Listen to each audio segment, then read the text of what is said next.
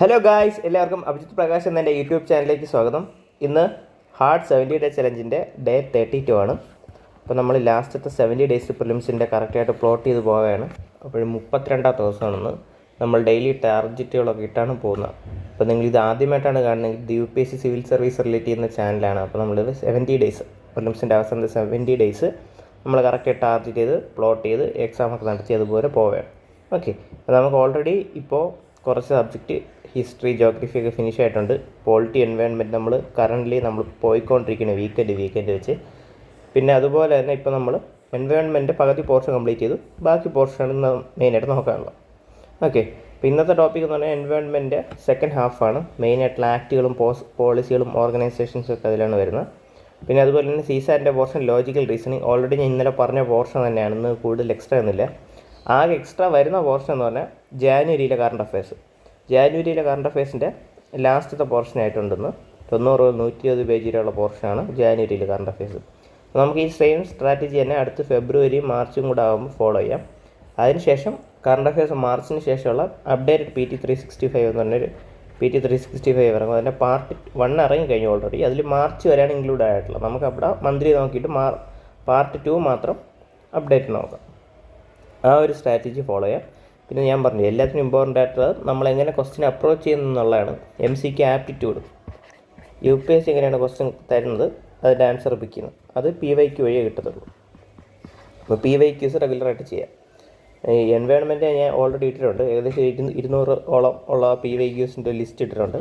അപ്പോൾ നിങ്ങൾ എന്ത് ചെയ്യുക, ആ ക്വസ്റ്റ്യൻസ് എല്ലാം ചെയ്തു വെക്കുക. അതിൽ നിന്ന് ഇമ്പോർട്ടൻ്റ് ആയിട്ടുള്ള ടോപ്പിക്കുകൾ എവിടെ നിന്നൊക്കെയാണ് വരുന്നത് നോക്കാം. അപ്പോൾ നമ്മൾ ഇതിൽ ഇമ്പോർട്ടൻ്റ് ആയിട്ടുള്ളൊരു ടോപ്പിക്കാണ് ആക്റ്റുകളും പോളിസികളും എന്ന് പറയുന്നത്. അതിനൊരു എക്സ്ട്രാ ഫോക്കസ് കൊടുക്കേണ്ട സാധനമാണ്. ഇപ്പോൾ ആക്ട് എന്ന് പറയുമ്പം ഇപ്പോൾ നിങ്ങൾ റിവൈസ് ചെയ്യുമ്പോൾ ഇതൊക്കെ നിങ്ങൾ ഉണ്ടാകും നോക്കുക. അപ്പോൾ ആക്റ്റിൽ മെയിനായിട്ട് നോക്കേണ്ടതെന്ന് പറഞ്ഞാൽ ഒന്ന് എൻവയോൺമെൻറ്റൽ പ്രൊട്ടക്ഷൻ ആക്ട് ഉണ്ടാകും നോക്കാം. അപ്പോൾ അതിൻ്റെ പ്രൊവിഷൻസ് ആ ആക്റ്റിൻ്റെ അകത്ത് വരുന്നത് എന്തൊക്കെയാണ്.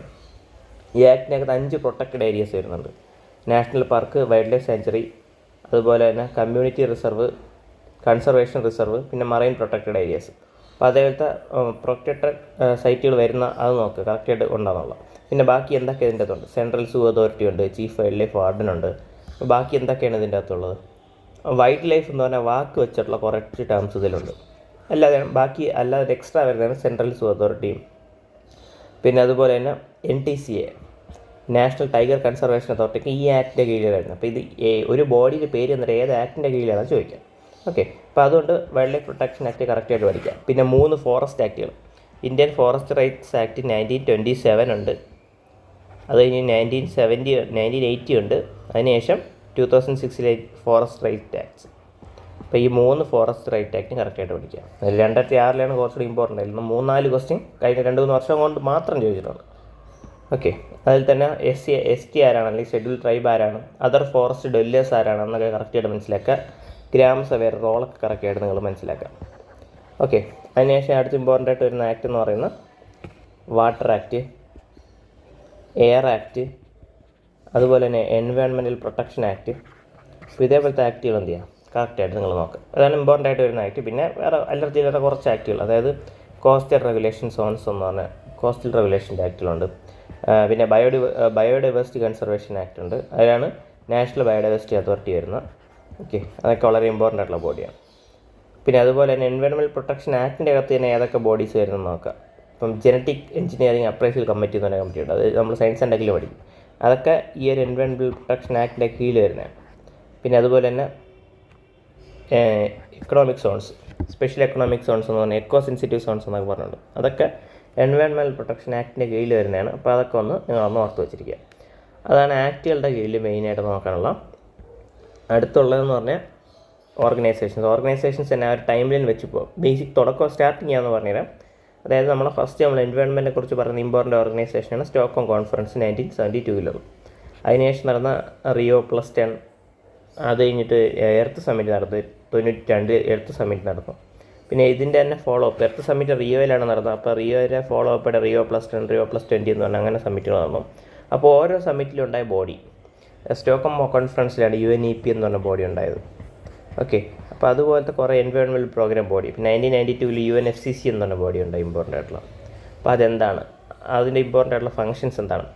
GF എന്താണ്, അതൊരു ഫണ്ടാണ്. എന്താണ് ഗ്ലോബൽ എൻവയോൺമെൻറ്റ് ഫെസിലിറ്റി എന്ന് പറഞ്ഞ ഫണ്ട് എന്താണ്, അപ്പോൾ അതേപോലെ എന്ത് ചെയ്യുക, ഈ ഓർഗനൈസേഷന് കറക്റ്റായിട്ട് ടൈം സ്കെയിൽ, ഇപ്പോൾ നമ്മൾ ഒരു ടൈം ഫ്രെയിം ഉണ്ടാക്കിയിട്ട് ഓരോ വർഷം എഴുതി അതിൻ്റെ അകത്തുനിന്ന് ഓരോ ഓർഗനൈസേഷൻ ഏത് മീറ്റിംഗാണ് നടന്നത്, അതിൽ നിന്ന് എന്തൊക്കെ കൺവെൻഷൻസും പ്രോട്ടോക്കോളുകളും ഉണ്ടായി, അതിൻ്റെ അർത്ഥം മനസ്സിലാക്കി, എന്താണ് കൺവെൻഷൻ, എന്താണ് പ്രോട്ടോക്കോൾ.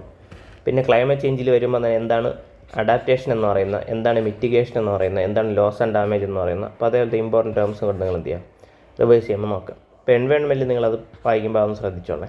ഓക്കെ, അപ്പോൾ ഇത്രയും തന്നെ, ഞാൻ വേറെ കൂടുതലൊന്നും പറയണില്ല. പിന്നെ ഈ സീസണിൻ്റെ പോർഷനാണെങ്കിൽ സിലഗസമൊക്കെ നമുക്ക് സിമ്പിളായിട്ട് ചെയ്യാൻ പറ്റും.